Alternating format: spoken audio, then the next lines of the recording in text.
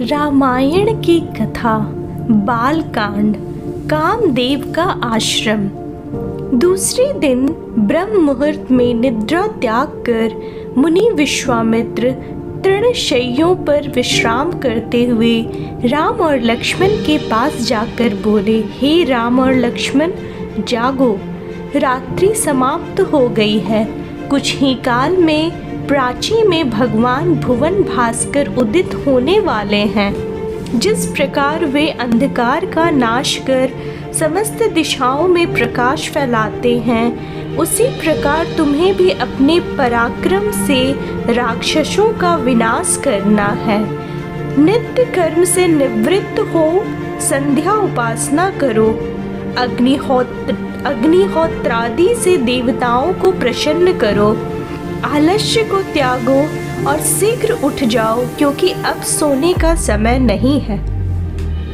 गुरु की आज्ञा प्राप्त होते ही दोनों भाइयों ने शय्या त्याग दिया और नित्य कर्म एवं स्नान ध्यान आदि से निवृत्त होकर मुनिवर के साथ गंगा तट की ओर चल दिए।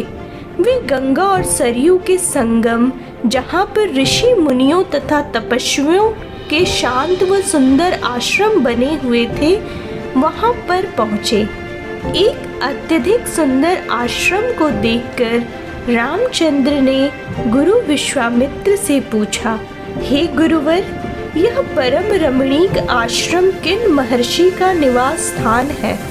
राम के प्रश्न के उत्तर में ऋषि विश्वामित्र ने बताया, हे राम, यह एक विशेष आश्रम है।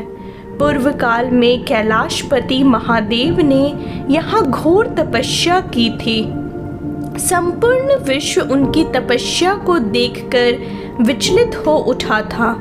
उनकी तपस्या से देवराज इंद्र भयभीत हो गए और उन्होंने शंकर जी के तप को भंग करने का निश्चय किया। इस कार्य के लिए उन्होंने कामदेव को नियुक्त कर दिया। भगवान शिव पर कामदेव ने एक के बाद एक कई बाण छोड़े, जिससे उनकी तपस्या में बाधा पड़ी। क्रुद्ध होकर महादेव ने अपना तीसरा नेत्र खोल दिया। उस तीसरे नेत्र की तेजोमयी ज्वाला से जलकर कामदेव भस्म हो गए। देवता होने के कारण कामदेव की मृत्यु नहीं हुई, केवल शरीर ही नष्ट हुआ। इस प्रकार अंग नष्ट हो जाने के कारण उसका नाम अनंग हो गया और इस स्थान का नाम अंग देश पड़ गया।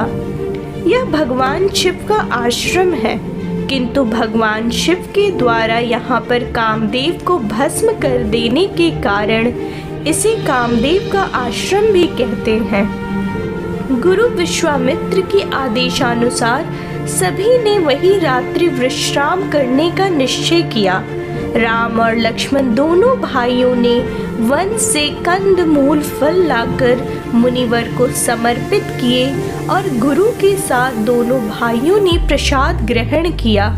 तत्पश्चात स्नान, संध्या, उपासना आदि से निवृत्त होकर राम और लक्ष्मण गुरु विश्वामित्र से अनेक प्रकार की कथाएं तथा धार्मिक प्रवचन सुनते रहे।